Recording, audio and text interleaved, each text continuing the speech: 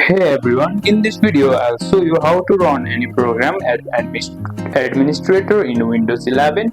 The quickest way to right click the app and select run as administrator, that's it.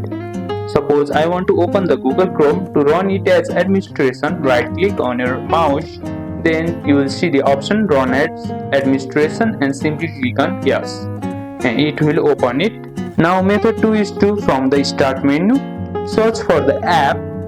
You can search here the app which you want to run it as administrator. Then you will see the option open, but to run as administration you can click on run as administration and click on yes. Only use administration mode when needed because it gives the program full control over your system. And that's how you run apps as administrator in Windows 11.